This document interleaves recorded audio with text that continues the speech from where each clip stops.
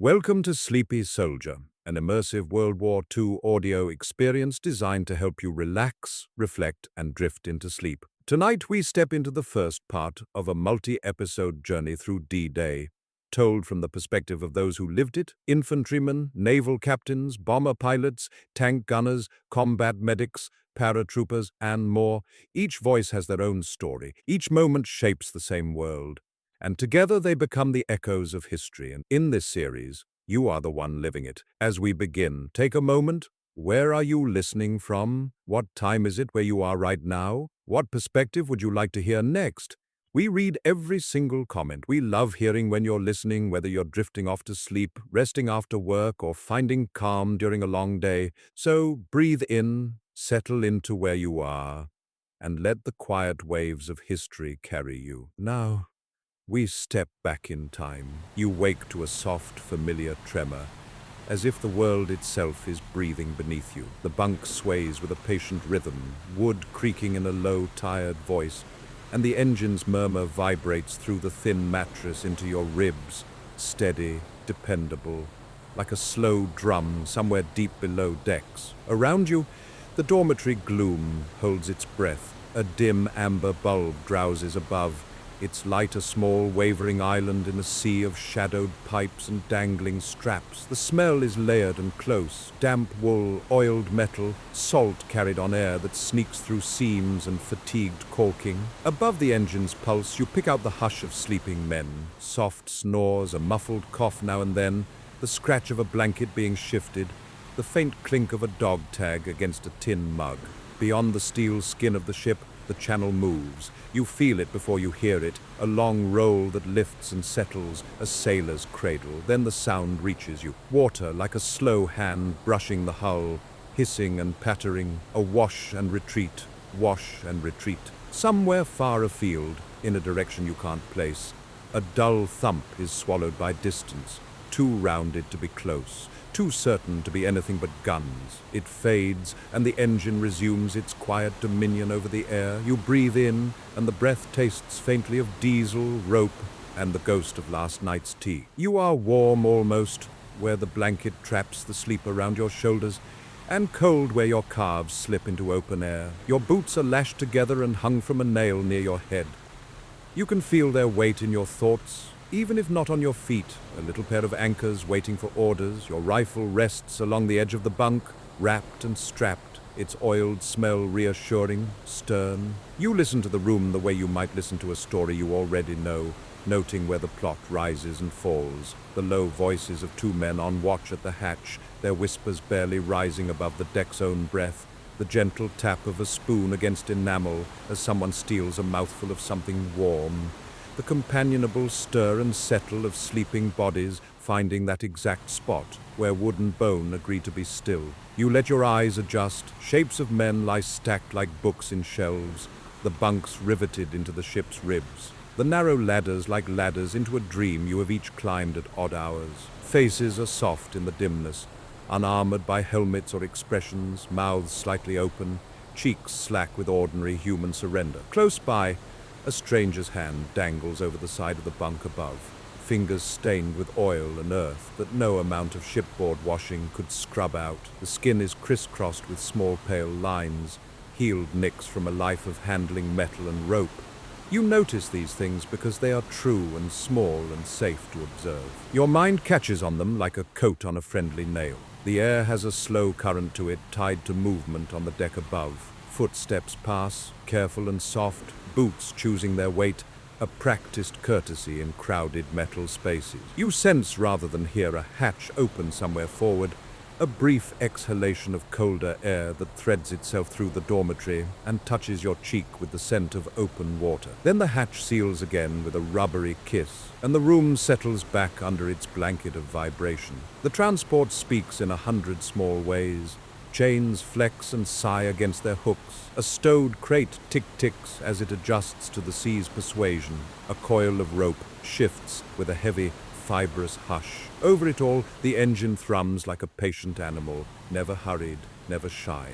It steadies you, this constant, and you imagine the heat of it gathering somewhere below in iron chambers, stoked and tended by men who exist now only as the musical pattern of their labor. A clank here, a valve there, a door briefly opened and closed on waves of warmth and noise. You turn your face toward the nearest porthole, no more than a muted coin set into the hull, and see only darkness. The brass ring licks back what little light exists, a circlet of faint tarnish and promise. On the other side of it, the sea keeps its counsel. You listen harder and the room answers in layers, the scratch of a pencil on paper from the lower bunks, someone folding and refolding a letter until it sighs, a canteen unscrewed with soft, stubborn squeals, a whispered steady on or there we go as a blanket is drawn to the neck, a quiet prayer that is more breath than word. The ship makes its way. You can feel the forward motion as a series of tiny insistences, urges that push through the mattress and into your spine. Go on, go on, go on. You let your attention rest on the cadence. The present is narrow and simple. The weight of the wool on your shoulders, the prickle beneath the scarf at your throat, the itch along the seam of your sleeve where salt had dried in the air and left a crystalline stitch. You curl your toes and feel the absence of your boots like a small temporary freedom. You ease one arm out from the blanket, careful not to bump the rifle, and find the cold with your fingertips. The chill is clean and uncomplicated. Your knuckles greet the metal frame of the bunk, the paint smooth, slightly sticky with age, and the skin there wakes with a faint ache. You roll your wrist and hear your sleeve whisper against itself. There's a comfort in these small sounds.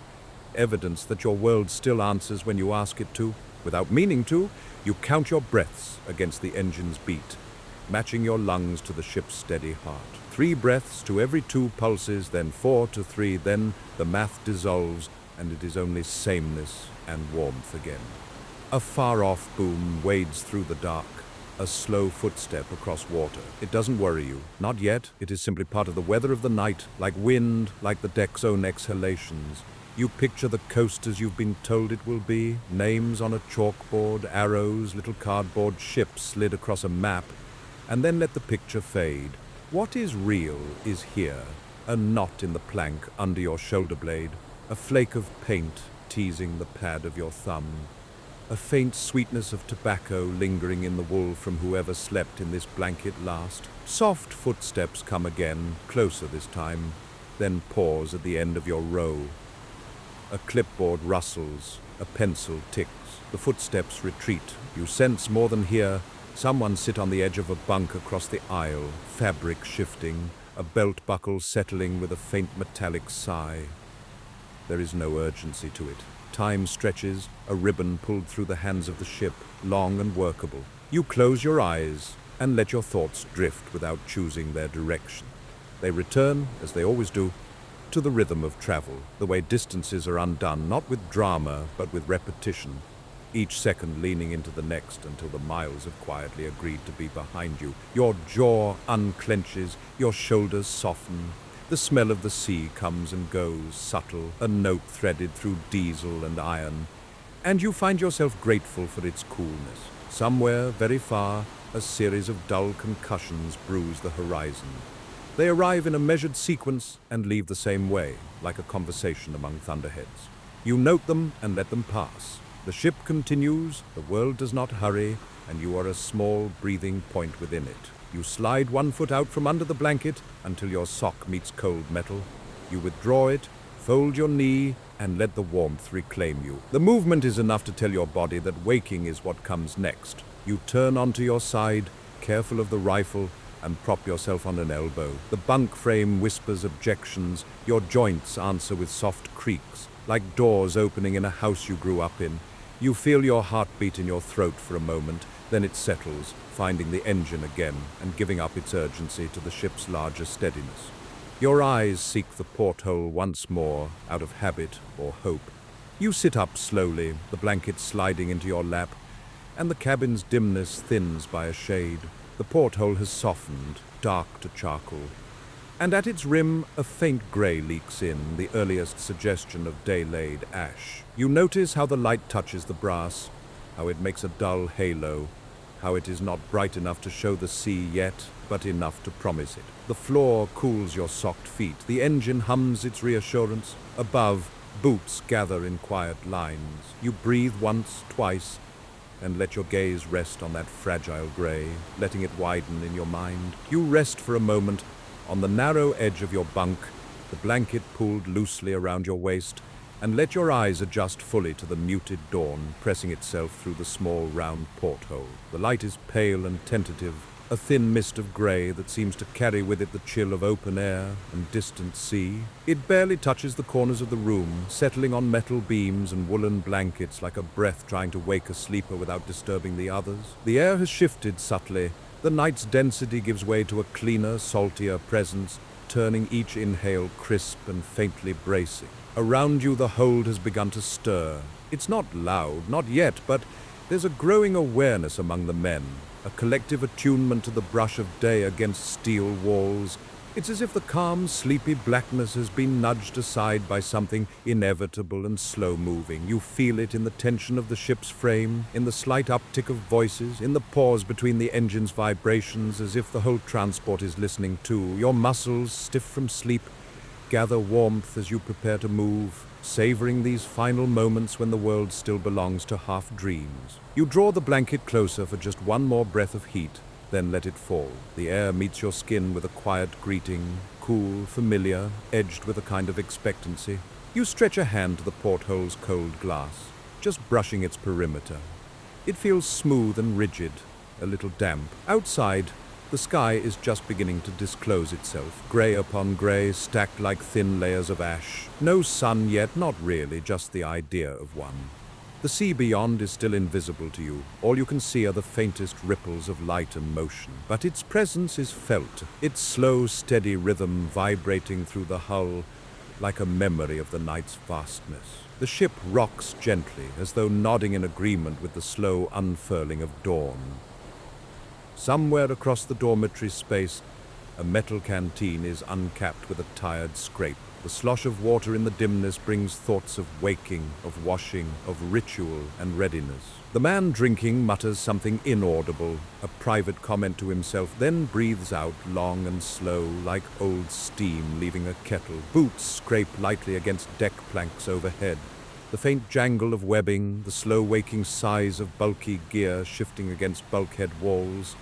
It sounds as though the world is preparing itself in increments, like a story slowly turning pages. You notice the blanket's rough texture against your palm. As you press it aside, the worn wool prickling against your skin. Your fingers are stiff, bearing the memory of long hours, clenching and unclenching in dreams you don't remember. You rotate your wrist, hearing the quiet click of bone realigning with wakefulness. The ship gives another slow roll beneath you, and the movement coaxes a gentle sway from the metal rails of the bunk. A chorus of soft creaks follows suit, each a different note in the ship's morning song. You hear someone further down the row grumble under their breath, stretching, the sound of fabric shifting, wool brushing skin.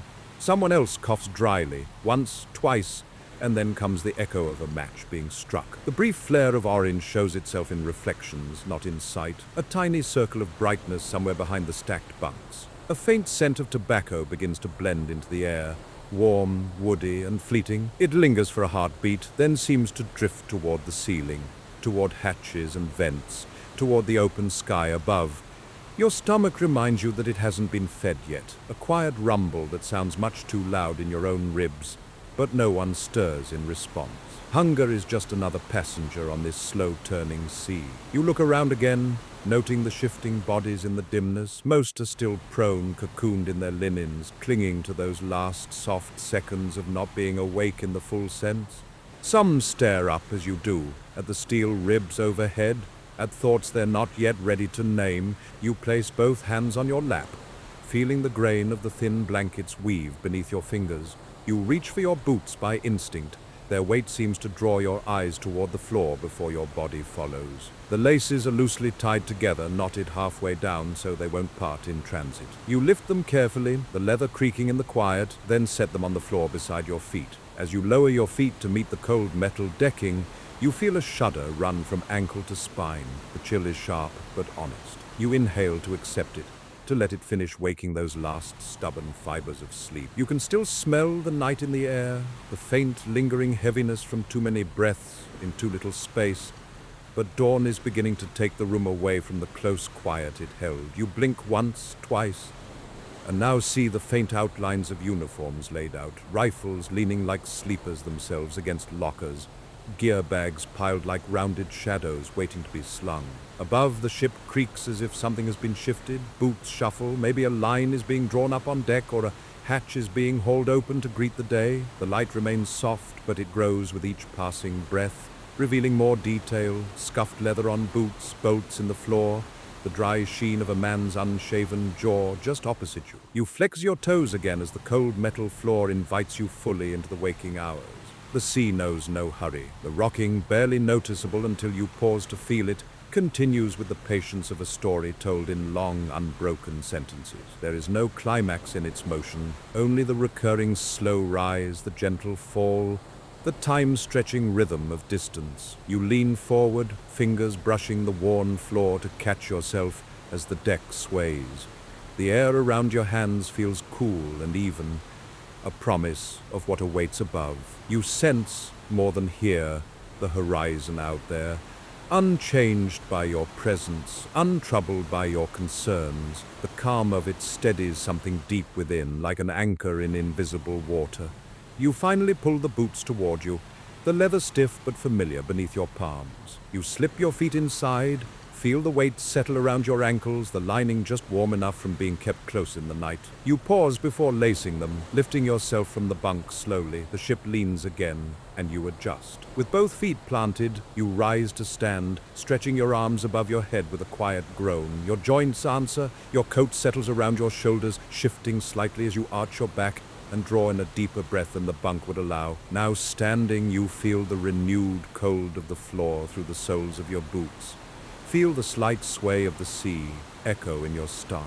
The gray light has grown just enough to outline your shape against the shapes of others. You're awake. The day is pulling you toward its next moment. You stay standing for a few quiet heartbeats, just letting the weight of your boots settle onto the cold metal beneath you. The floor feels solid, dependable, cool steel softened only by the faint give that comes when the ship rolls gently with the sea. Your toes press forward in your boots, and you feel the tight hug of the leather there. Lace is still loose, promising to be fastened soon. The gentle motion of the transport steadies itself inside you, and your body starts to sway with it on instinct, like moving in time with a music you've known all your life but never fully heard. Around you, the room holds its own hush. The dimness continues to peel back from the corners, and the gray thread of dawn you noticed earlier seems now to have found its way deeper into the space, washing over the surface of the bunks, glancing along the corners of stacked packs. You hear the quiet thumps and shifts of men waking, soft, unspoken acknowledgments that the moment of stillness is coming to an end. You stretch your arms out, rolling your shoulders, your back arching just enough to work out the last of the stiffness. The wool of your coat shifts slightly with the motion, the coarse fiber scrubbing against the undershirt you slept in. You breathe in deeply, and the air feels richer now, less stale, more alive, with the promise and uncertainty of new morning. And somewhere above, beyond the hatch and the next upper level, the sky is waiting with colors still hiding in its gray clothes. You let your hands drop to your sides, and the slow rustle of fabric fills the space close to your ears. The small sounds of waking grow around you, boots shifting, someone sighing heavily as though preparing to leave a familiar dream behind. A quiet shuffle of a rucksack being retrieved from under a bunk. You bend down, knee creaking slightly, and pull the laces of your boots tight. The leather stiffens in response, settling into the shape of your ankle and foot. Your fingers feel clumsy for the first few loops. It always seems that way after long hours of stillness, but muscle memory smooths the motions. The laces whisper over each other, threading knot after knot until the boot is secure. You pull the second one toward you, repeat the process, and when you finish, your feet feel properly anchored. With your feet set, you lean forward to retrieve your webbing and jacket from the bunk frame. The fabric slides through your hands, cold from the night air, heavy with things you've grown to consider part of yourself: canteen, entrenching tool, small parcels of rations, a tiny battered knife mounted in its leather sheath. You swing the rig over your head, and it finds its place on your shoulders, settling with a few muffled clunks of metal as the gear aligns itself. You shift your weight from foot to foot, letting the shape of it find your center. You know the feel of this weight as well as you know the subtle flavor of early dawn.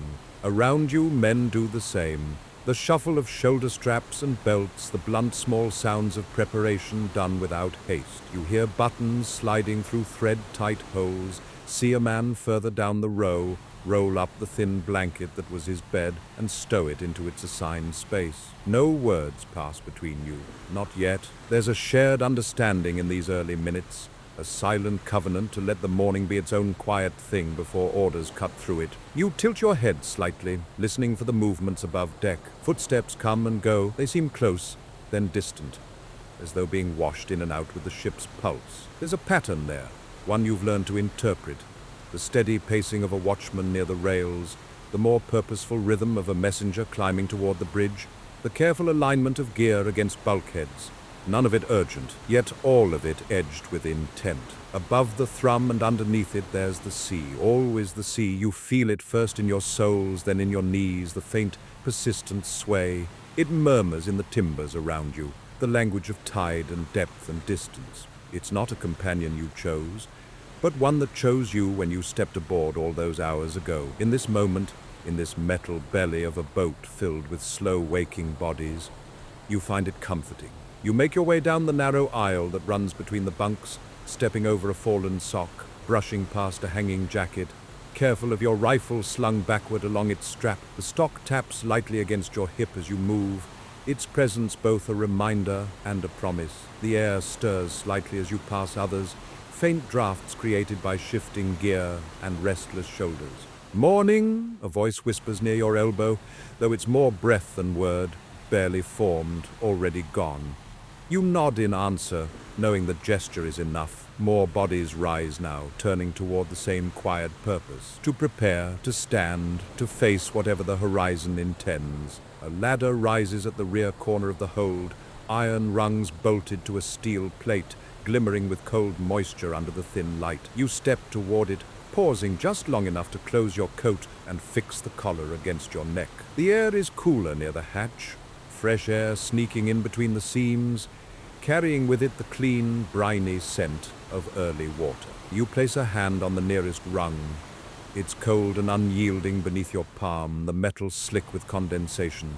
You draw in a breath, tasting salt and oil, and begin to climb, each step deliberate and slow. The ship rocks in a gentle rhythm beneath your boots, swaying the ladder just a touch from side to side, but you find your balance easily, your body moving with the vessel like two dancers learning the same quiet waltz. As you climb, the sounds change. The deeper hum of the engine fades slightly behind you, replaced by the sharper notes of wind sneaking through gaps in the upper hatches. You hear footsteps overhead more clearly now, heavier and more hurried than the ones below. Voices, too, start to pop through the metal lid of the world above, speaking in soft tones but with urgency coiled inside. You can't make out the words yet, but the cadence suggests purpose. Your hand wraps around the next rung, then the next. The smell of the lower hold thins. No more wool and men, and the leftover scent of hot tea gone cold. Instead, the fresh scent of morning rides the air. It's sharper, cleaner, and it cuts straight through the fog behind your eyes. You blink, feeling your breath lighten with every step. If you reach the midpoint of the ladder, the steel wall to your left vibrates gently, a hum traveling up from the engines below. To your right, a pipe runs vertically, sweating tiny droplets where sea air meets the warm steel. Light brushes the top of the ladder in an angle now visible, a pale wash that feels thin but hopeful. Your boots find another rung, and now the air shifts. There's a catch of wind, a muted clatter of something being stacked, and beneath it all, the murmur of men already topside, their voices dulled by metal and distance. You can almost taste the morning now, the salt, the dawn, that touch of adrenaline masked under stillness.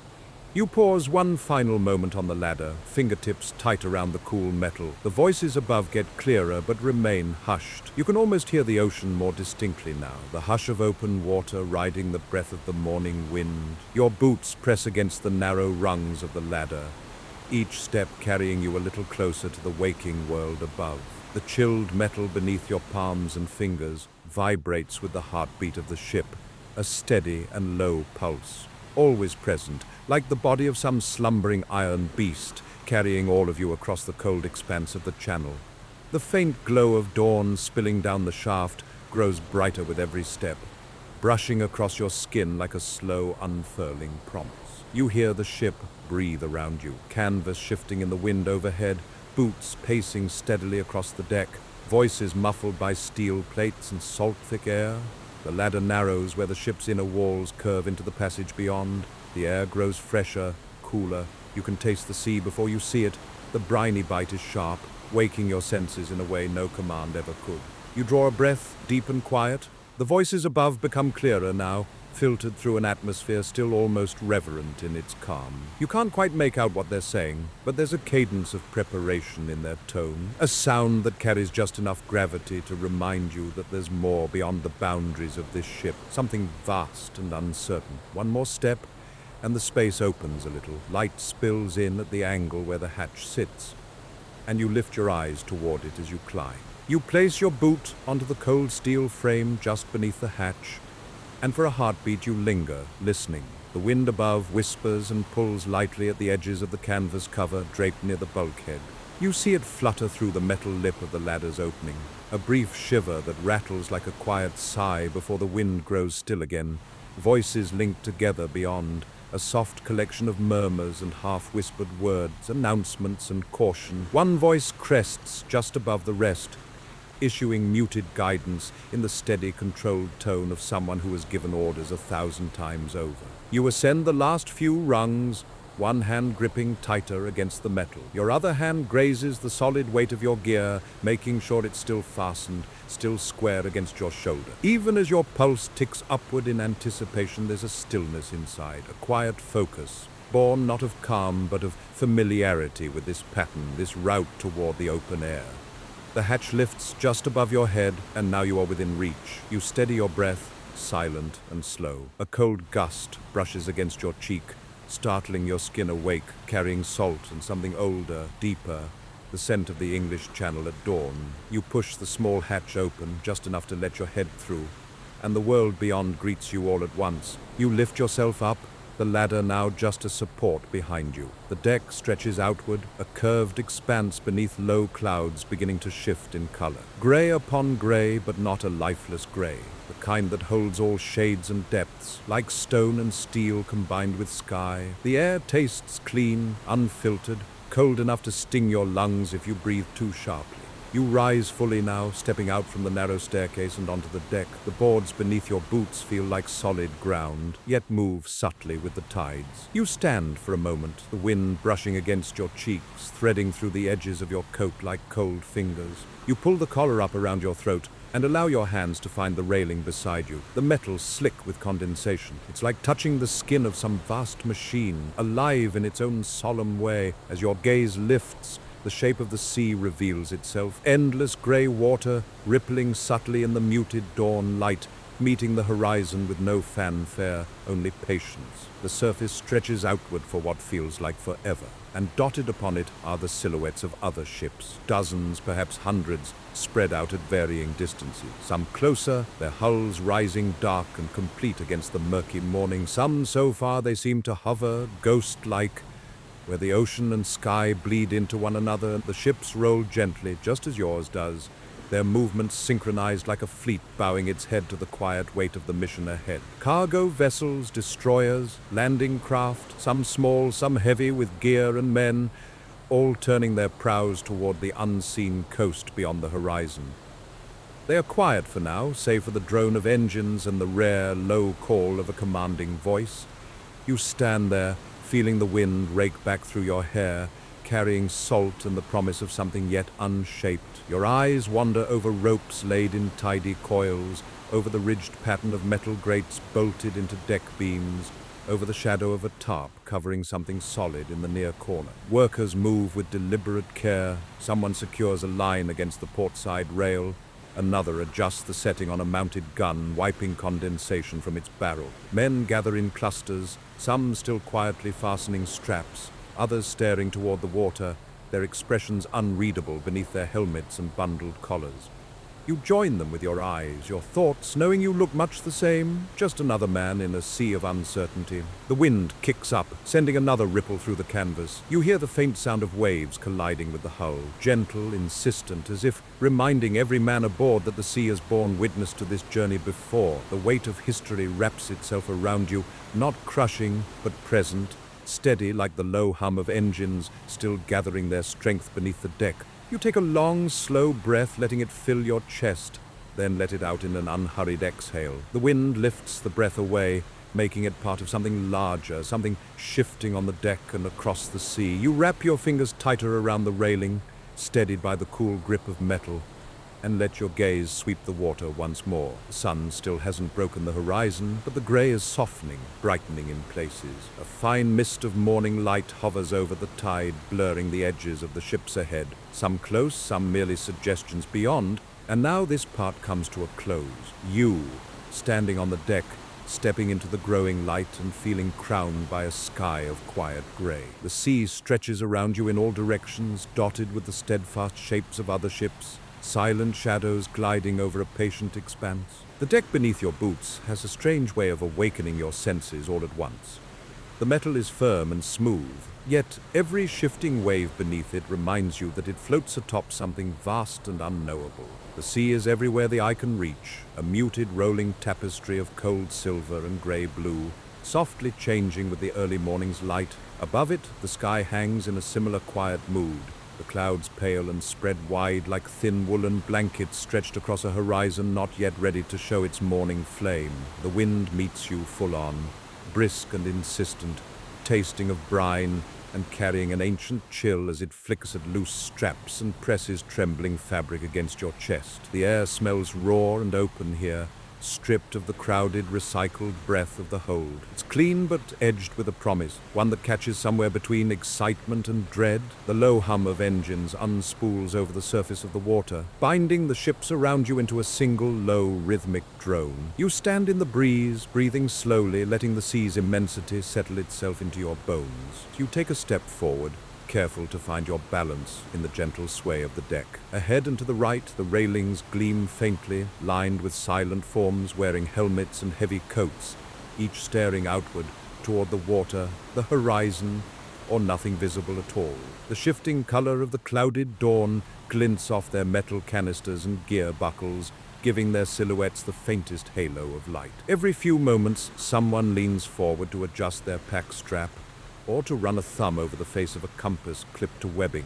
Beyond the men, the ocean rolls in great deliberate breaths. Its rhythm is slow but relentless, and beneath each rolling crest you feel a weight, like the history of centuries pulling forward. You watch as the ripples reflect the first hints of a coming day, casting weak suggestions of color across the surface. On the far horizon, silhouettes of destroyers begin to line up, coal-black shapes moving with purpose along the edge of what seems like a cold, living canvas. The wind carries more sounds now, too. Metal tapping against metal where loose buckles respond to the ship's motion. The dull crackle of an unseen radio mounted near the captain's post, sending clipped words across frequencies you're not privy to. The distant bark of a gull, though its body is a mere speck against the steel sky. You scan the horizon and notice the forms of other transports, some larger, some smaller, tilting patiently as they journey the same course. A vast number of them, staggered and spaced, forming a quiet convoy, not unlike a scattered armada of shadows upon a restless plain. Behind you, the deck splits into segments, each one hosting its own mild flock of men and gear. Tarps tied down over crates bulge slightly as the sea swells beneath the hull. A small flag mounted near the bow flutters in the wind's shifting intent. Buttons glint, helmets catch dull circles of morning light. Everything is subdued, tightly held in the calm before something shifts. You move a little closer to the railing, your boots making soft contact with the deck. The seam of your coat pulls snug at the elbows as you brace your hands against the top bar. The metal is ice cold and slick with the thin condensation of the early hour. You can feel the weight of the ocean through it, the subtle vibration as the hull meets each wave, the thud of steel against rolling water, like a slow and ancient heartbeat. You let your fingers trail along the railing and glance to your left. There, not too far off, A larger transport keeps pace with yours. Men gather on its deck much the same way, as if some invisible signal had guided all of you to this quiet theater where the sea performs its silent opening act. One soldier on the neighboring ship catches your eye for a moment. Just a brief flicker of recognition between strangers moving toward the same unknown. You exchange a small nod before both your gazes drift apart, lost again in the slow unfolding day. While still quiet, something in the air begins to change. Not a shift in volume, but a change in tone. Footsteps grow more purposeful against wood and metal. The distant voices of officers begin to take on a clearer rhythm, not loud but firmer now. Words exchanged with crisp precision. The radio chatters faintly. Someone checks a watch and murmurs the time to the man beside him. The ocean continues its vast procession, more ships coming into view as the waters brighten with timid daylight. Your eyes drift ahead again, beyond the railing. The channel is gathering color slowly, shades of muted green where the water dips down, ghostly reflections where the sky touches the sea. The destroyers out on the fringe move more quickly now, skimming forward in protective arcs. Cutting deliberate paths through the waking water, that's when it hits you. The smell. Subtle at first, then clearer, then refusing to be ignored. The pungent, oily scent of fuel being burned in the massive engines of the larger ships. It skips across the waves on the back of the wind, distinct and undeniable. A reminder that every vessel around you carries motion not just through intention, but through fire harnessed and consumed. It is harsh, chemical, almost bitter against the salt air, but it feels honest somehow, like the breath of a force you now belong to. The smell of fuel mingles now with the cold salt, with the vague metallic scent of dawn on steel. It creates a cocktail of anticipation, one you feel in both your lungs and your bones. The air is colder as it rushes across the deck, bringing with it cries of distant gulls and the low thunder of the destroyers pressing onward one by one. You tighten your fingers around the railing, feeling the day sharpen around you. The sun is still hiding, reluctant behind the thick clouds, but new light has begun to scatter itself across the water all the same. The ocean reflects the change, throwing back a shimmering, fragmented sort of light, like silver dust being stirred into motion. You close your eyes for just a few seconds, letting the sound and feel of this moment sink in. The hum of engines beneath your feet, the sway of the ship, the smell of salt and raw mechanical power coiling together on the wind. You know deep down that these moments exist on the thin edge of calm, and that the weight of what lies ahead sits just beyond the horizon, as certain as the land waiting there. You open your eyes again, noting the form of a destroyer as it crosses in the mid-distance, sleek and purposeful, cutting the grey water with its bow. It drags a smell of fuel strong enough to feel like heat in your lungs, even from here. You remain by the railing for a few breaths longer, letting the morning air fully awaken you, though the cold has already settled deep into your bones. The ocean stretches endlessly, and the sky has become a sheet of pale ash, where day is still hesitant to fully break. The destroyers glide across the horizon, slick forms slicing the water with intention, spewing plumes of smoke and the sharp, burnt sweet scent of oil and gasoline into the wind. The smell is everywhere, weaving itself between the salt and the bitter tang of metal to create a potent perfume of war in motion. You inhale it softly, letting the air cut cleanly through your lungs, leaving behind a faint ache that isn't quite pain. The deck beneath your boots seems more alive now, humming with its own quiet kind of preparation. Footsteps move with greater purpose, men brush past one another with fewer words and quicker glances, and gear shifts and rattles in every corner, as if the entire ship is stirring from a too-short sleep. You look down and see it, the faint tremor of your own fingers against the railing, stilled only when you tighten your grip. Not fear, exactly, more like a slow gathering of energy in the marrow, a readiness that grew even as you slept. The sea continues to breathe, and the horizon remains an unbroken line of growing shadow and possibility. You step back from the railing, letting the breeze sweep across your coat one more time before moving toward the cluster of men forming near midship. The deck feels slightly less steady now, though only because your awareness has heightened. You now feel every roll, every rise, every muted hum beneath the steel that carries hundreds of bodies toward fate unseen. Men stand in small pockets, cleaning their rifles with focused movements, or double-checking pouches and straps with fingers that refuse to be still. Close by, one soldier adjusts the fold of his coat with a patience that hints at distraction, his lips moving in quiet repetition, perhaps a prayer or the memorization of an order he's not fully ready to hold. You pass a crate with its lid propped open, and inside you catch a glimpse of metal helmets stacked like tin bowls, dull steel given shape by war's logic. Beyond it, a corporal crouches low with a map, his knee resting against a coil of rope, his finger tracing invisible lines as he explains something in hushed tones to the two men beside him. Their expressions are intent, their eyes narrowed against the breeze, though the words they hear must already be familiar. You've all been over the plans. Still, something about the nearness of land sharpens the appetite for certainty. You swivel your head slightly as a shout goes up from farther down the deck. Not a cry of alarm, but a sharp call of name and rank. Seconds later, a cluster of young soldiers shift into place, readying themselves by instinct, leaning into their roles with quiet resolve. A young man checks the buckle on his helmet strap, tugs it twice, then takes a slow breath, filling the cool air with the smallest cloud of condensation. The ship rolls on, the wind pushing in gusts now, as though blowing away the remains of doubt. You notice how quickly the air changes from sharp and clean near the bow to heavy and fuel-thick near the engine vents. The contrast between ocean and machinery still faintly alive in every breath. You move along the deck toward the bow, where the view shifts and the icy light of dawn begins to sharpen. Your boots click softly against the metal planks. Not loud enough to draw attention, but sure enough to feel the path beneath you. You pass more men, some staring outward, some adjusting knives in their sheaths, some quietly retying the cloth grips around their rifles. Every motion seems exaggerated by silence, as though the wind and water have absorbed all excess noise. The destroyers roaming the horizon begin to angle closer again, a loose formation now, circling slightly like restless wolves waiting for a cue.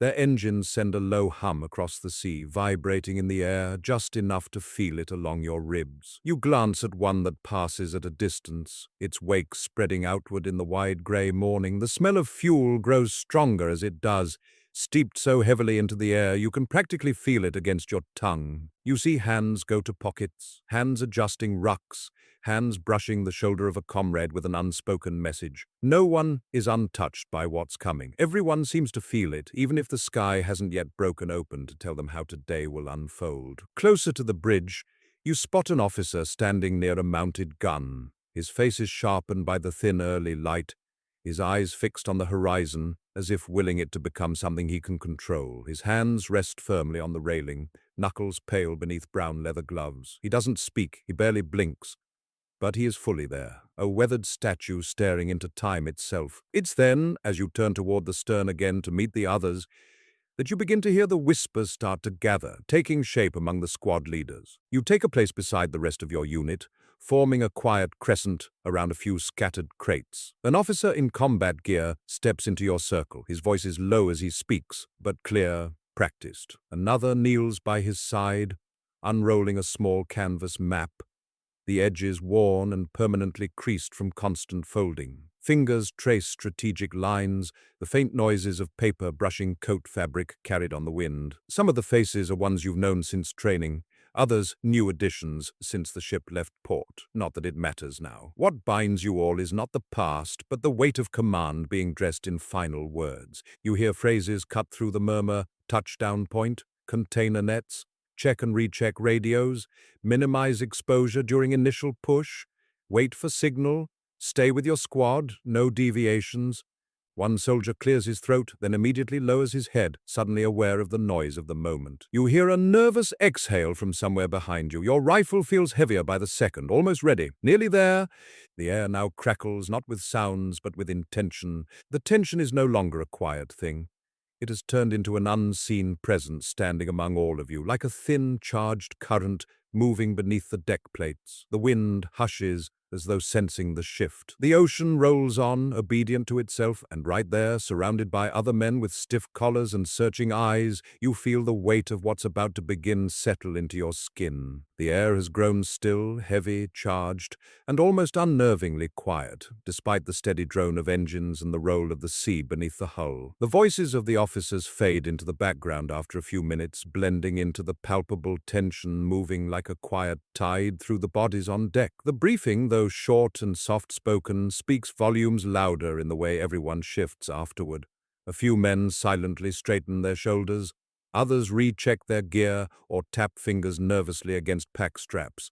You're not sure when it happens, but at some point the cold breath of wind begins to carry the unspoken truth that there are no more preparations left to do. Every buckle is fastened, every rifle checked, every command relayed. Now there is only the sea, the ship, and the land you're all headed toward, still invisible beyond the haze, but growing closer with every churn of the engines. You stand with the others, the muted sunlight now touching the tops of helmets and glinting on metal clips of webbing. The world hasn't fully opened itself yet, but it's moving, one shade of grey at a time. The deck beneath your boots feels steadier now, not because the sea has calmed, but because your body has matched itself with the ship's own rhythm. You find yourself swaying ever so slightly, as if anchored to its movement, letting it guide your balance while the nerves beneath your skin pulse steadily, like small birds waiting to break from cover. Around you, the men closest to the officers begin to disperse, their small tasks completed, their faces now turned outward. One soldier tightens the strap of his helmet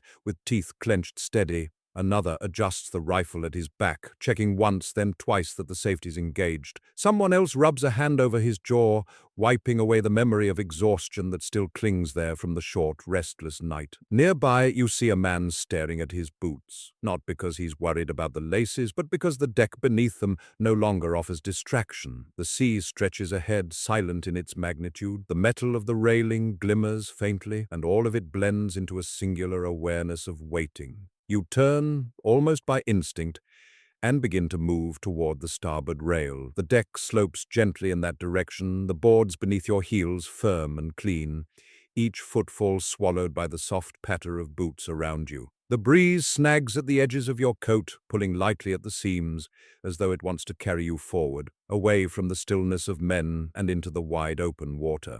You walk past crates lashed with rope, past a stack of folded tarps, unused since the crossing began. A young private sits on one of them, hands clasped, staring absently into the void between him and the next craft. He offers a nod as you pass. You nod back, no words needed.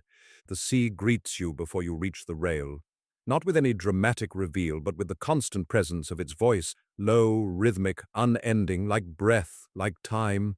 The waves break against the hull far below, each one a dark fold of water, showing a fleeting hint of froth before being swallowed beneath the ship's shadow. You reach the rail and ease your hands toward it, the cold metal meeting your palms like a baptism into full consciousness. It's slick with sea mist and steel chill, the surface rough in patches where paint has chipped and worn away. You curl your fingers around the bar, your knuckles tightening into firmness almost without thought. The world opens a little more now. You lean forward slowly, letting your weight rest into the motion. The sea below is darker than you'd imagine from up high, deep slate tones broken in irregular crescents by surface light. You can just make out the movement of the swell, a slow roll of shadow that whispers without sound. This is what holds you now.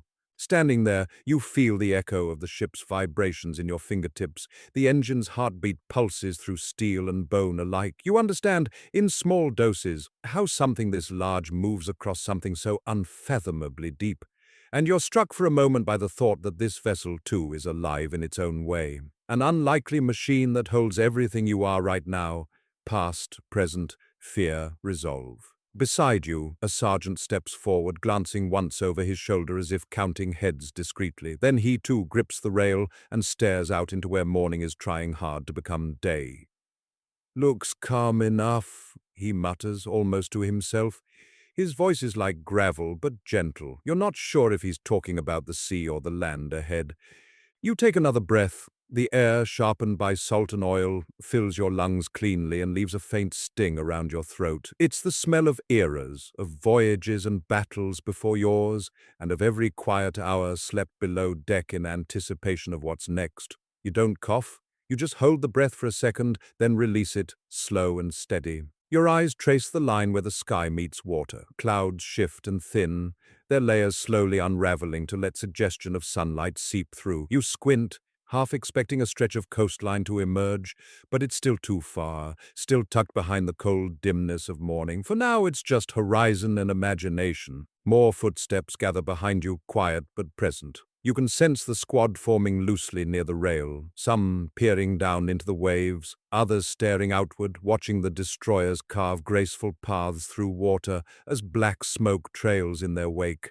Tension isn't spoken, it's lived, felt in the way men breathe, the way faces stiffen against the wind, the way fingers wrap around anything solid to steady the mind. The chill of the rail now feels familiar under your hands, anchored in a way nothing else quite is. It's there, tangible, unmoving. You tighten your grip just once, reassuring yourself that no matter what the sea may do, you've got hold of something steady, even if it's just steel in the shape of resolve. You lean against the railing, hands curled around the cold metal as the ship rolls gently beneath your boots. The ocean below is restless but patient, a dark and endless expanse that rises and falls with a tireless calm. Each wave folds into the next, like the pages of a book without margins or end. The surface glints faintly in the dim morning light, a grey sheen that mirrors the pale sky above. You're close enough to feel the pull of the tide through the railing, the motion spiraling slowly up your arms into your chest,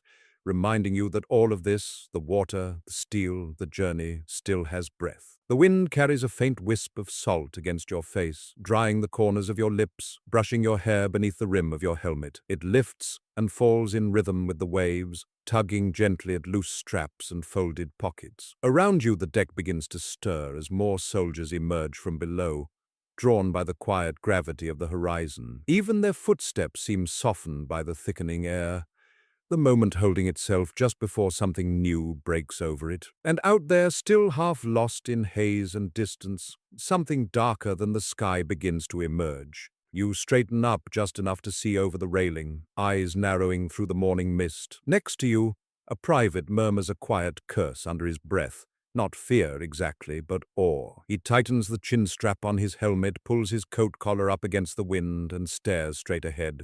Slowly, the first suggestion of land finds its shape. It's not clear at first. More like a smudge against the pale horizon, something darker, denser than clouds. It seems fixed, unmoving, a quiet adversary rising steadily in the vision of every soul aboard this convoy. You see it now, in the lines of cliffs brushing into view, in the faint suggestion of ridges behind them. You tilt forward slightly, fingers gripping the rail once more as though anchoring yourself to something solid. There's a murmur among the nearby men, voices no longer hushed but low and certain. The French coastline is there, and with it the knowledge that everything beneath your feet is changing. Your throat feels dry for a moment. You swallow once, then steady your breathing. For all its harshness, the morning air feels clear, capable of carrying the scent of sea salt and oil and something more metallic you can't quite place. A subtle sting rises in your nostrils. The air feels sharper now, less forgiving, as though the horizon has stopped being a place and started becoming an edge. You shift your weight, listening as the wind carries faraway noises closer, boots pacing, quiet orders whispered near the bridge. The clicking of safety catches being checked a second time. You can sense the ship slowing, the engine tone dropping by half a pitch. Beneath your soles, the vibrations shift, still solid, still throbbing, but softer, more cautious. Eyes on, someone says near your left. The words are plain, but everyone understands their weight. You turn your gaze back out to sea and notice more than you did seconds before. The coastline draws nearer, every moment detail by detail. The light rising behind the clouds reveals the uneven outline of cliffs, and something more, tiny flecks of white suddenly spark against the stone, visible only when the waves break on rock. Another private leans over the rail, nearly pressing his face to the metal as he squints. "That's it," he murmurs, his voice is tight with disbelief. "That's France." It is. You feel it now. Not just in sight, but in the weight of the growing silence on board. Officers move with more speed, calling quiet orders from deeper aft. One raises a hand and signals for radio checks. Another adjusts binoculars, glass catching what little sun there is as he scans the waterline. Someone calls for rations to be stowed. Nothing loose before the entry. The wind dips, then lifts again, tossing a fine spray against the railing. You can feel it misting your cheek, cold as the sea below. The ocean's energy is shifting, less wide and open now, more like something pushing toward land. Each wave feels slightly shorter, more stacked against the next. You notice something else too, a faint pulsing flicker out beyond the cliff edge, like sparks failing to reach the sky, tiny flashes from the shore. Someone beside you notices too. "Gunfire," he says quietly. "Must be." You listen harder, trying to catch the sound beneath the wind. It's not immediate, not even discernible yet, just a soft suggestion, but still, your skin wakes to it, a physical sense of distance shrinking fast. A line of landing craft begins to deploy from a larger transport to the port side. They lower slowly into the water, swaying like toys caught between waves and a rope. Their hulls slap the sea in sharp claps. You can hear it clearly over the wind now. A quiet flurry of voices surrounds that scene, orders exchanged not loudly, but with the assurance of people who've practiced the same movement a dozen times before. And then it comes. At first, it barely rises above the ocean, a deep, throaty boom, so low it almost sounds like part of the sea itself, just another collision of water and rock out of sight. But the moment suspends itself, and another follows. This one louder, hollow, heavy, the kind of sound that carries with it weight and distance, ringing across the channel and through the wind. Artillery, real artillery, echoing across sea and sky from the French coast.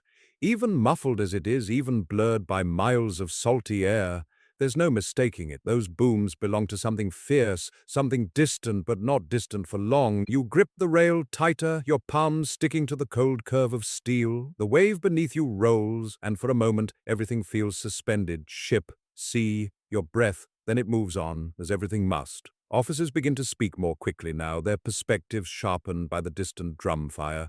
The landing craft crew shift their footing and lean outward, ready to descend. The muffled booms continue, traveling across the grey expanse like slow thunder rolling along the underside of the sky. Each one seems to arrive a heartbeat later than the flash that causes it, distance stretching just far enough for the sound to lose its bite. You stand still, fingers curled around the cold railing, feeling every vibration through steel and bone. The wind carries the echoes across the surface of the sea like faint warnings, a reminder that the coastline ahead is not some abstract shape under fog, but a place already alive with fire. The morning sun has yet to fully break through the thick blanket of cloud. The light is still cold, still indifferent, painting everything in a pale, muted wash that reveals more form than color. The waves shift from slate gray to dull silver as they press against the ship's hull. And somewhere beneath all of it, the core of you feels heavier, as though the ship's steady vibration has replaced the rhythm of your own heart. The others feel it too. You see it in the way men glance toward the horizon now, eyes narrowing, thoughts folding in on themselves. The air feels tight, coiled, like a held breath. More landing craft are being lowered now, one after another. The sharp metallic clack of pulleys, followed by the creak of ropes under weight, runs like a mechanical rhythm through the morning air. The craft drop into the water one by one, shuddering slightly as they touch the surface. Their hulls rock back and forth, gradually accepting the tempo of the sea before the crews of each craft fire up their engines with sputtering coughs and low growls. The wind brings the briny scent of seawater up to your face, but something sharper mixes with it now. Grease, fuel, the faint tang of hot metal from machinery grinding under stress. Around you, men begin checking and rechecking their kit with more urgency. Magazines are reloaded for the third time. Rifle straps are pulled taut. One man unwraps a small tin of rations and takes a quick bite, chewing slowly as if the taste barely registers. An officer approaches the rail not far from you, binoculars held in one hand. His other hand is pressed to his helmet as he leans forward to look through the lenses, squinting against the horizon. His jaw tightens visibly. He lowers the glass, tucks it into his coat, and turns away without a word. Two other officers join him, conferring softly, their heads dipping in tight agreement. And the ocean feels closer now, as if it rises and falls, not just beneath the ship, but inside you. The landing craft circle the bigger ships, while more come down their sides. A quiet flurry of activity ripples across the decks. Men moving in tight clusters, maps being passed, fingers pointing toward the land, as if trying to trace a route through fog and fire. The mood is not frantic. Everyone knew this moment was coming, but it has shifted. The silence has drawn closer, thickening around every footstep, every breath, and the artillery keeps coming, booms in distant pairs and threes, like the slow tolling of bells deep underwater. You take a deep breath, letting the cold sea air fill your lungs. It smells of fate and diesel, smells like morning turning sharp. You release the breath slowly, your shoulders lowering just a fraction as you step back from the railing. Your gloves creak softly as you let go of the steel.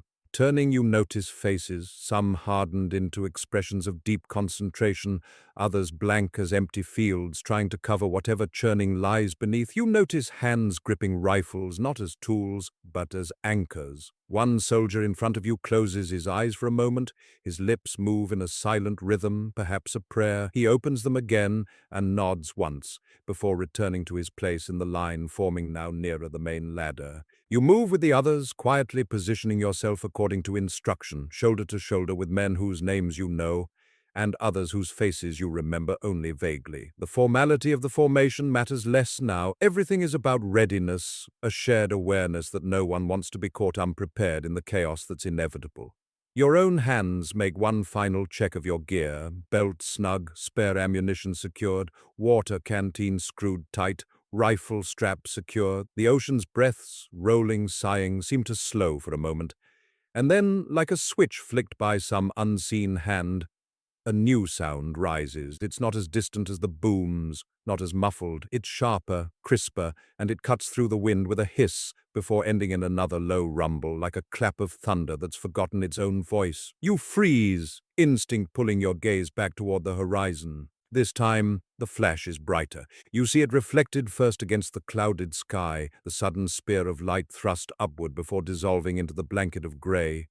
A second or two later, the sound reaches you. Louder this time, not deafening but clear. The wind doesn't swallow it as easily. It comes at you like a crack of some enormous whip, softened by distance but unmistakably weapon-borne. You watch it happen again, farther west along the coastline. And again, faster now, almost in rhythm. They come like distant lightning, quick and violent, without thunder until long seconds pass. Then the rumble. Someone behind you breathes out sharply. "They're already firing inland," he mutters to no one in particular. You neither confirm nor deny the comment. You just let your gaze settle into the sight, acknowledging the truth of what unfolds. The coastline has fully emerged now. Not imagined, not a trick of dawn, but real. And with every flash that lights up the dim sky behind it, with every answering boom that follows like a slow drumbeat, the reality of the mission finds its weight. You adjust your stance slightly, feet planted on the deck that shivers with each explosion's echo. You can feel the hum of the fleet beneath the wind. You can feel the moment narrowing into something fixed. Around you the deck continues to fill, every step deliberate, as men gather toward the rails and ladders and hatches. Orders are delivered in calm tones, clipped and clean. No panic, only readiness. You stand among them, shoulders squared, hands steady on the worn metal of your rifle stock, but your eyes stay on the shoreline, where every fresh flash writes a promise across the waking sky. You stand shoulder to shoulder with your squad mates, boots braced against the cold steel deck as the fleet crawls forward through the grey mouth of dawn. The horizon ahead is no longer hidden in mist or imagination. It's there, solid, stark, and alive with fire. Each artillery flash from the French coast is like a brief, angry star blooming in the murk, its light etched against the low clouds before fading, followed seconds later by a distant rumble that trembles along your ribs. The booms feel closer now, not just echoes, but presence, real and insistent, like doors slamming one by one somewhere in the belly of the sky. The faint glow of morning seeps through the haze, light struggling to settle across the sea before being swallowed again by shadow and spray. It casts the world in silver and slate. And every soldier on board seems to exist within that same pallid wash, faces white beneath helmets, hands pale on weapons, breaths visible in the chilled air. The moment stretches, full of motion and stillness all at once. The ship's engines growl beneath your feet, slow and sure. Like a creature refusing to hurry toward a place it's known forever was waiting. Men stand in small groups behind you, quietly arranging themselves into order. Some adjust their packs and shoulder straps, others tighten their gloves or pull their helmets a bit lower against the cold. No one speaks loudly, but the air trembles with the weight of unspoken questions, of thoughts too heavy to voice. You catch a hint of the oily exhaust drifting from one of the destroyers veering out farther toward the coastline. Its hull cuts through waves with practiced violence, bow rising and falling with steady force. Every time it pitches downward, a plume of white spray erupts before dissolving into the morning. It moves like a wolf ahead of the pack, snarling silently toward land. The closer it gets, the more sparks you see along the cliffs of Normandy, flashes timed like breath, brief pulses of anger that flare and vanish in the grey, only to be reborn someplace else. They feel distant, but the echoes of their violence are unmistakably real. Each blast sends a gust of sound over the water that arrives late, like regret. You feel it in your jaw, in your boots, in the weight of your rifle against your shoulder. A tremor, a reminder. Your eyes drift along the deck. You catch glimpses of familiar things, and they feel foreign in this moment. A dented tin mug lashed to a belt, a pair of worn gloves tied with string to a pack. A lucky token hanging from a button strap, tiny and invisible to most. You're drawn to such details because they are human, fragile reminders of something other than this cold drive toward danger. Someone laughs under their breath nearby, not mockery, not bravado, just a small, startled exhale of disbelief. He turns it into a cough, but the sound lingers long enough to be noticed by others. No one shames him for it. Instead, a few nod, barely perceptible beneath their helmets. A shared truth. None of this feels quite real yet. The land, the flashes, the rumble, it's too big, too far away. But it's getting closer, and that truth weighs like lead in the air. Then a shout from the officer near the stern tears into the wind, short, clear, unmistakable. Orders ripple outward in quiet urgency. Squads shift. Men are lined up along both sides of the deck, rifles at the ready, kit secured, eyes trained toward the bow as though waiting for the moment the world finally breaks open. You're drawn back into formation by instinct, boots falling into place beside those of the men you've trained with, slept beside, eaten beside. The calm around you feels strained, like a rope pulled taut over too much weight. "Get your head down and keep moving," a sergeant mutters near the front. Not shouted, not even projected, but it reaches you all the same. Don't stop for anything unless ordered. Not new advice, just more real now. Your hands find their way to your webbing, checking the pouches for the third or fourth time. You feel for the small tin mirror and folded oilcloth you shoved into the lower pocket before boarding. They're still there, a quiet comfort. Then your rifle, cold against your palm, oiled steel ready despite the damp that sticks to everything. You breathe in, slow and heavy, and the smell of morning sea fog mixes with metal on your tongue. A reminder that what's coming next doesn't care about comfort or ritual. A shot of light blooms again along the far cliffs. You watch it flare with the strange detachment of someone observing fireworks from a distant shore. But this isn't celebration. This is meant for you, and the low rumble that follows seems to confirm it. There's a stillness among the men now, collective and unplanned. It moves across the deck like a shadow, pooling beneath helmet brims and clinging to every set jaw, every controlled breath. Then footsteps approach from behind, measured, quiet, familiar. You turn slightly, just enough to catch a glimpse of a familiar face. A fellow soldier, pale eyes beneath his helmet, a softness around them you don't expect. He holds out something silver, a canteen. It shines dully in the muted light. He taps your shoulder twice, light, like signal instead of suggestion. Then he extends the canteen. "For the nerves," he says, voice low enough to be lost in the wind unless you're listening. "Drink." His hand is steady, but you can see the tension in the way he holds the thing, knuckles sharp beneath his skin. You take it without a word, feeling the cold metal against your palm. He doesn't wait, just bows his head for a second, lips moving in what sounds like a whispered prayer. You don't hear every word, but it carries the shape of worn hope, something old and brave and trembling all at once. You take a sip, water, cold enough to bite your throat. It grounds you. You hand the canteen back. Save that, you murmur. You'll need it too. He nods once, and there's something like gratitude in the line of his jaw. Around you, the world hasn't stopped. The ship moves ever onward, closer to where the sound of artillery now rolls like surf breaking over stone. Closer to land that promises no embrace. Boots thud across deck, orders pass again. And as all of it happens, you stand next to someone you barely know, having shared something small, human, unshakable, when the canteen is tucked back into his kit. His prayer fades, but its weight lingers, heavier now in the quiet before the descent begins.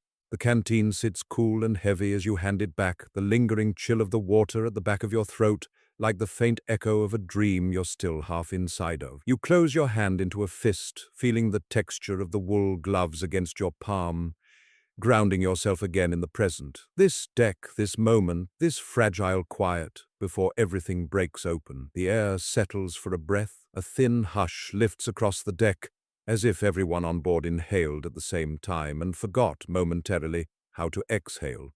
Your fellow soldier tucks the canteen into the strap along his pack, nods once at you, the kind of nod that holds 1,000 thoughts neither of you will voice here. His eyes shift back toward the hazy line of coast, eyes narrowing at the pale, broken horizon. The faint scent of salt and oiled webbing drifts on the breeze between you. The prayer he muttered still seems to hang there, soft but present, like a thread you can't see but can feel. The distant booms keep coming, unmistakable now. Each one seems to ripple through the air with its own intent. The calm feels thinner, stretched like canvas in a storm wind. Things around you begin to move again with new purpose. You shift your weight, boots pressing against the worn deck as you look up toward the bridge. A thin stream of orders is being delivered down from the upper deck by 2 officers, both of whom look calm enough to be carved from coal. Their hands gesture in sharp motions as they assign positions, relay time markers, and double-check the landing sequence.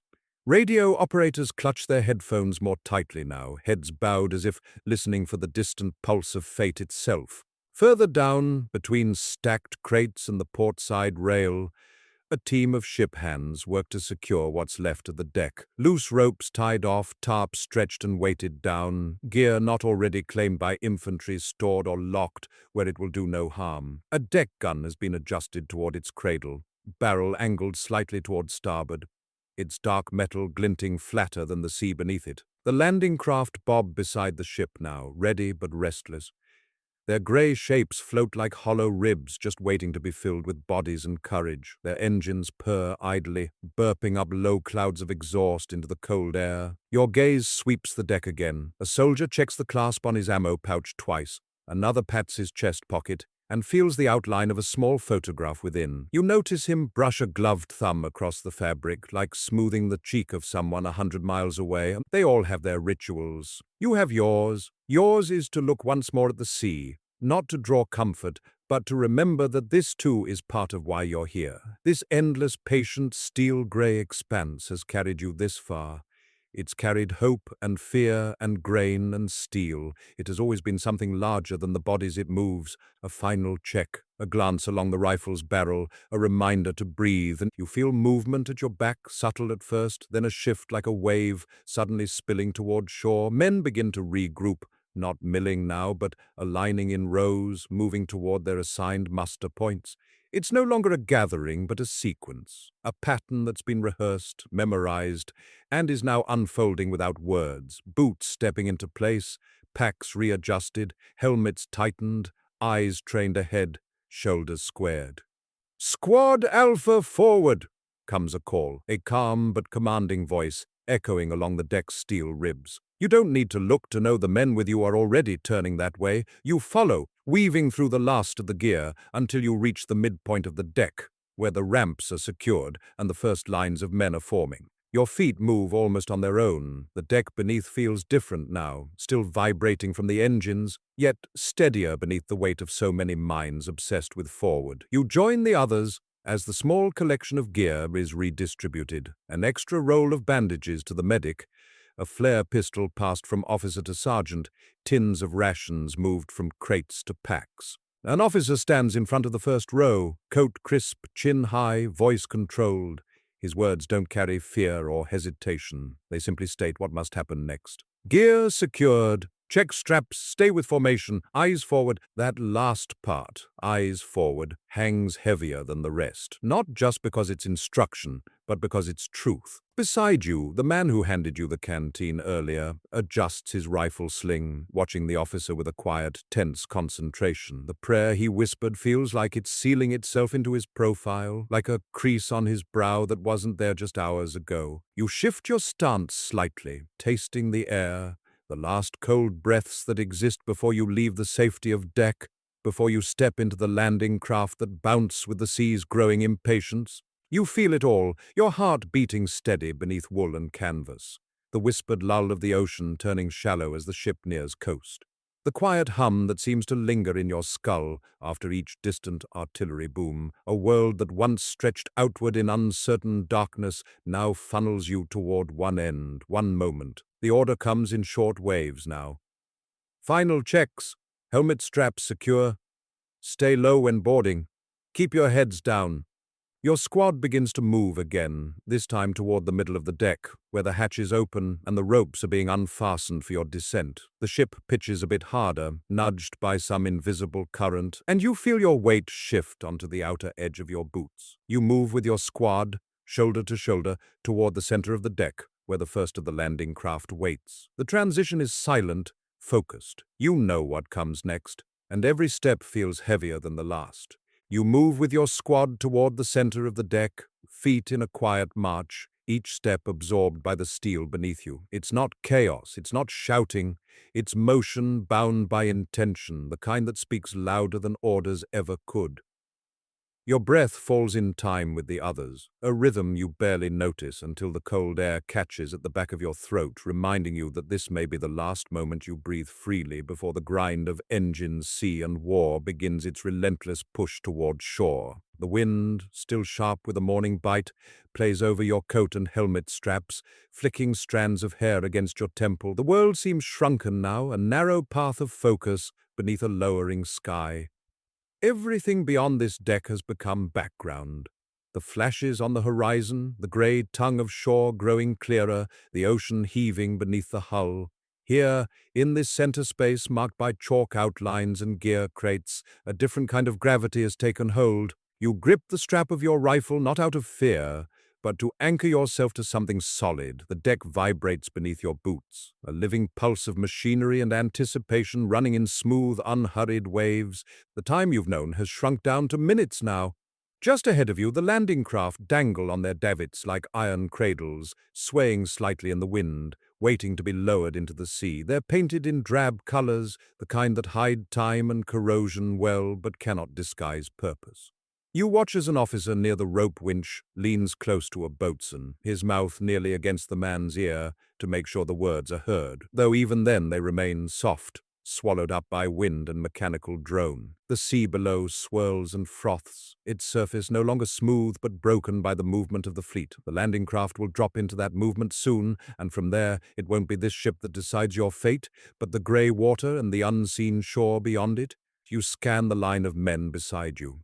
Their faces are set, either focused or far away, every expression carved in its own kind of stoicism. A young private ahead of you rubs the back of his neck as though the motion alone might chase away the tension that settled into his shoulders. Someone farther down the row fiddles with his dog tags, fingertips tracing the cold stamped metal once, twice, then releasing it with practiced resolve.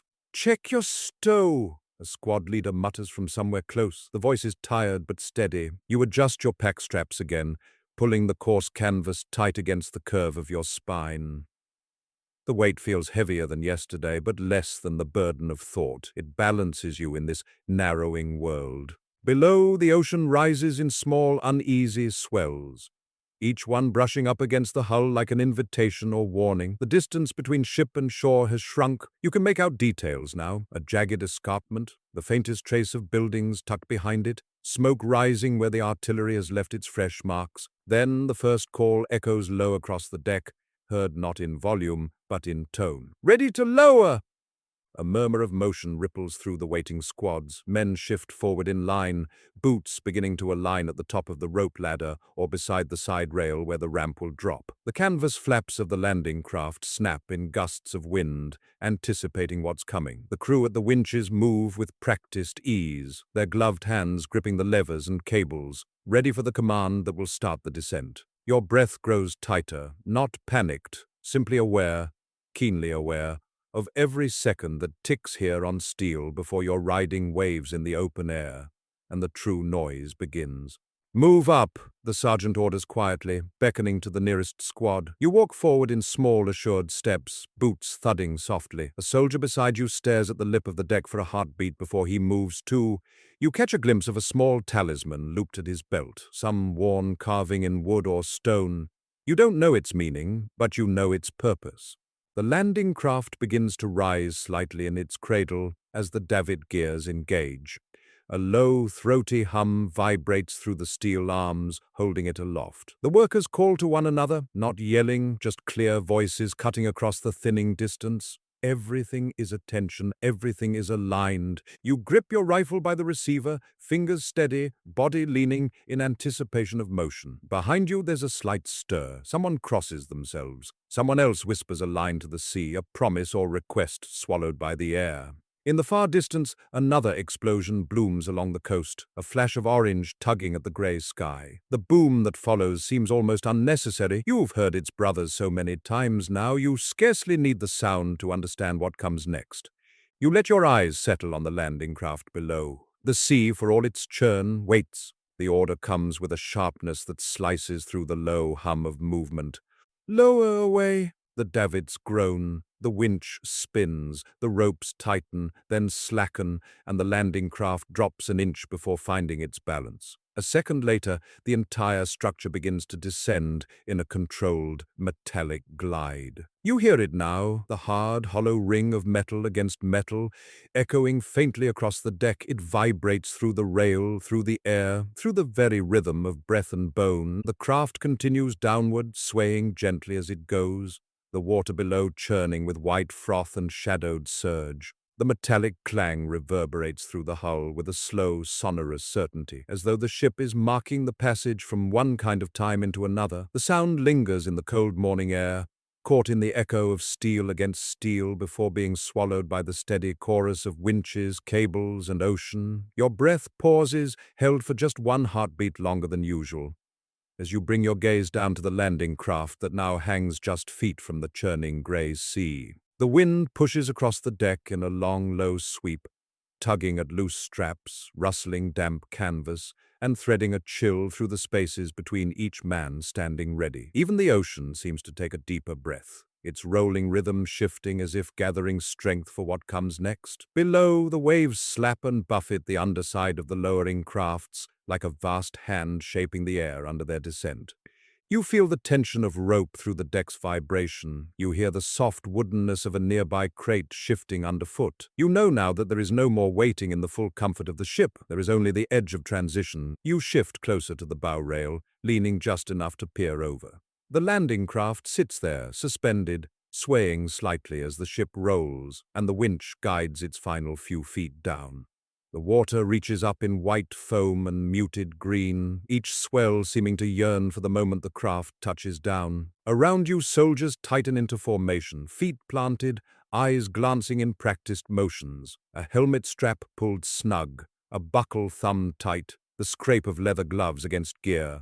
Someone swallows audibly beside you, their throat tightening before they offer a nod to no one in particular, more instinct than signal. Behind you, an officer murmurs into a radio for the last time before stowing it away. His voice is level, composed, but his grip around the receiver is tense. Every order matters now. The final confirmations, the last adjustments of timing. Down by the winches, men in grease-stained sleeves work in seamless coordination, hands gripping levers and handles as though they were extensions of their own bones. You inhale slowly, trying to fill your lungs with something other than the churn of diesel and brine. There's a faint hint of oil, but beneath it, the smell of open water lingers, salt and cold and permanence.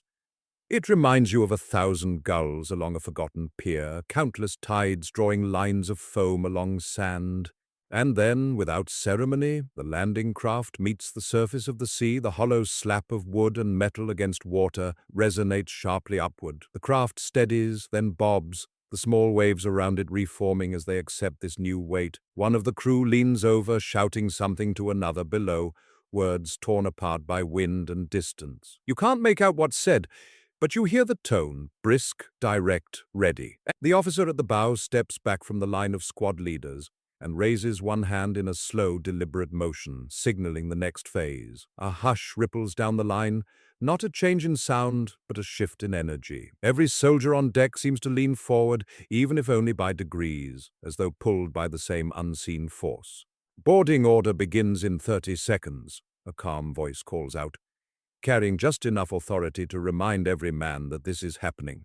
Now, you check your gear again, not because it's loose, but because it gives your hands something to do. The webbing digs slightly into your shoulders, the rifle fits snug against your chest, your helmet feels a shade heavier than usual, though the weight hasn't changed. It's your mind that's adjusted, the rising hum of readiness settling into bone and breath.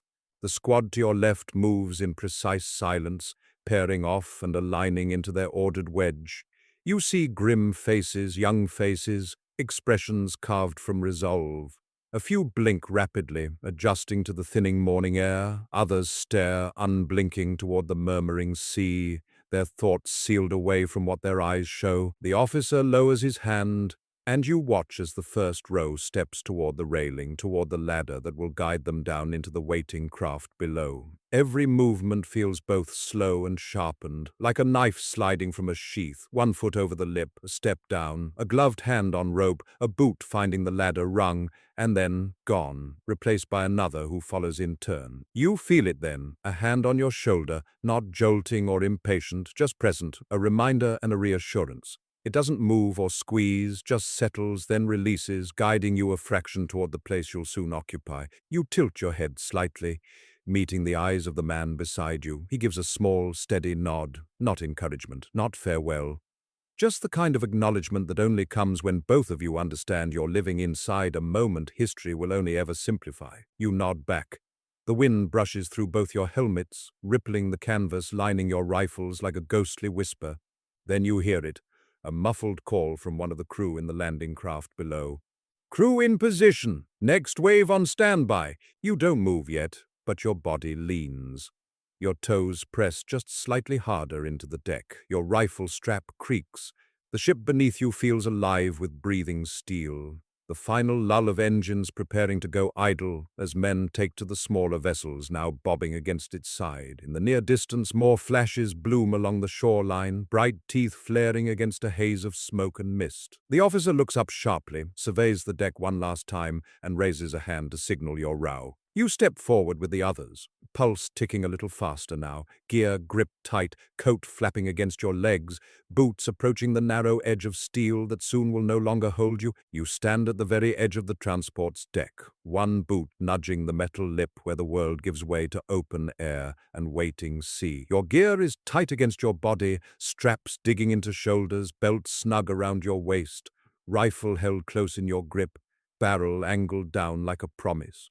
The air itself vibrates, pulled thin by the growing roar of the ocean below, mingled with the soft percussion of engines and the low, rolling thud of distant artillery. A haze of sea mist lofts upward, brushing your skin with cold, briny fingertips. The deck around you has emptied fast, each man flowing into the next like a tide following the moon. You feel it all, the pulse within your chest, nails pressing into gloved palms, boots planted firm, yet shifting lightly with the subtle movements of the ship. A sergeant's voice carries from just to your right, calm, clipped, a signal soon. The wind catches your coat, lifting it briefly at the hem like a breath, as though urging you onward. Somewhere in your muscles, the tension tightens into readiness, and you inhale deeply, letting your lungs claim one last full breath before the moment arrives. Below, the landing craft rocks against the hull, shuddering as waves push and pull beneath its open bow.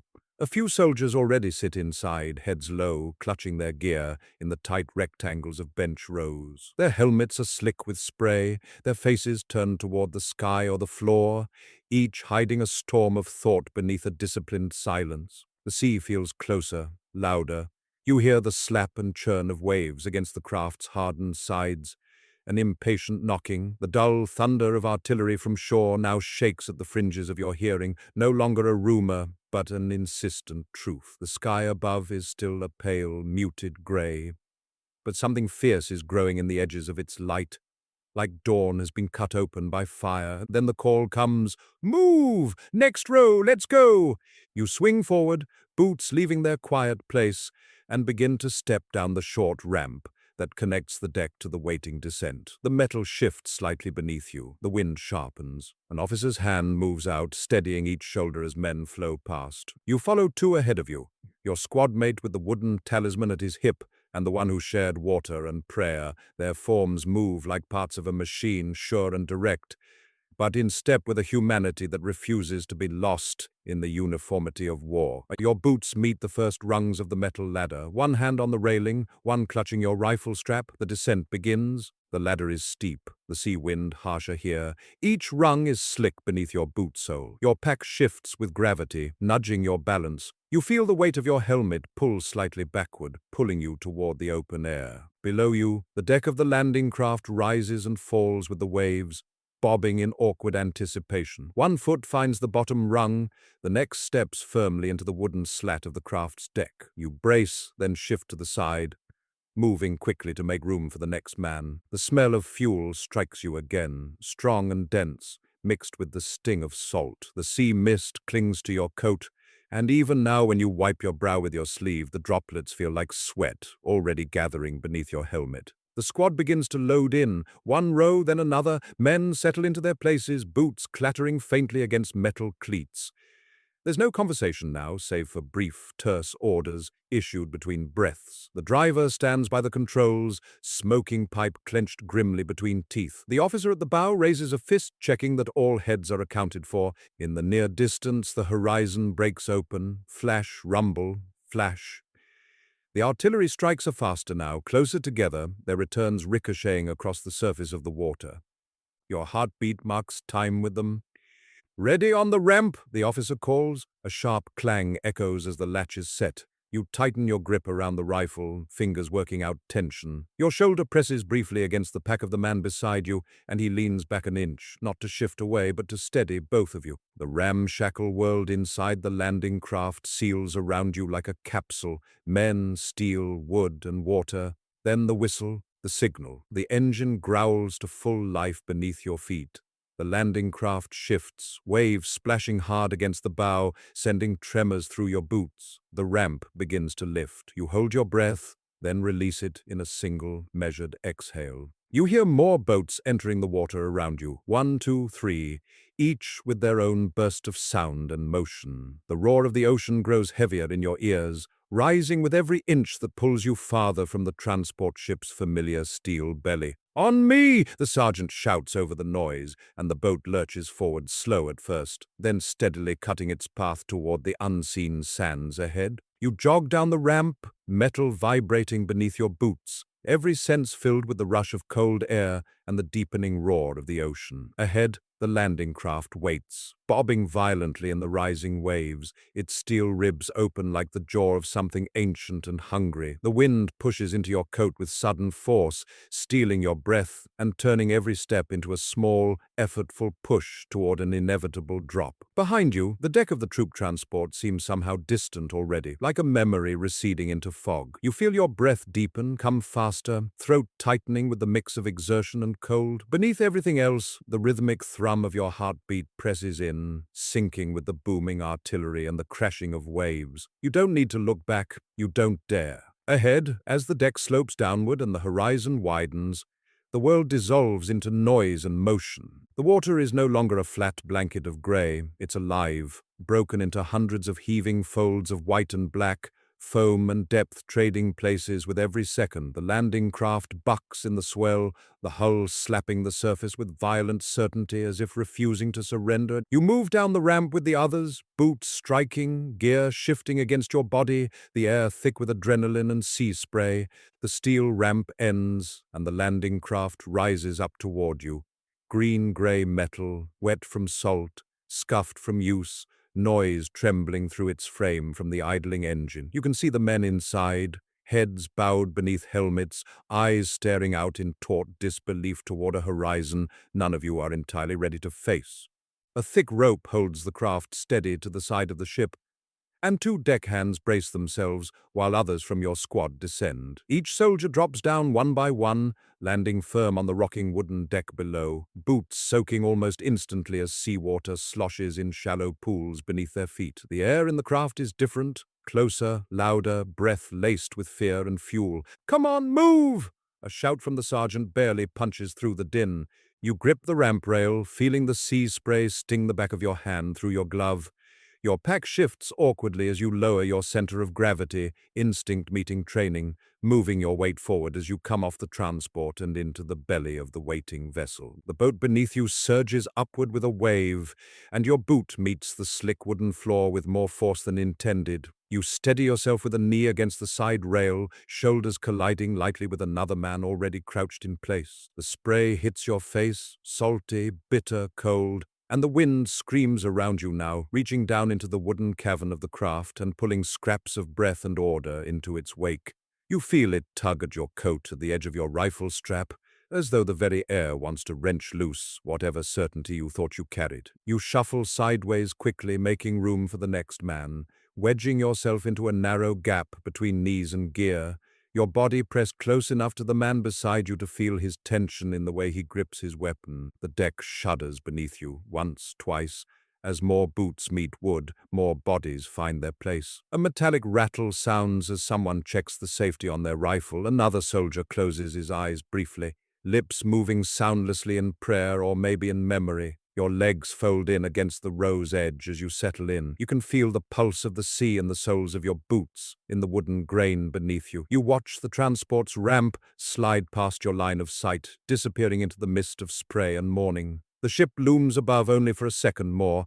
Then the boat swings away, rope dropping loose into the water. The engine coughs, then revs, its vibrations crawling up your spine, through your breath, lodging themselves into the base of your skull. You look over at the soldier to your left, the one with the talisman. His eyes are shut now, but his jaw is locked, a muscle twitching slightly as the engine ignites beneath your boots. He opens them just as the boat sways again, and the waves slap against the hull like hammer blows.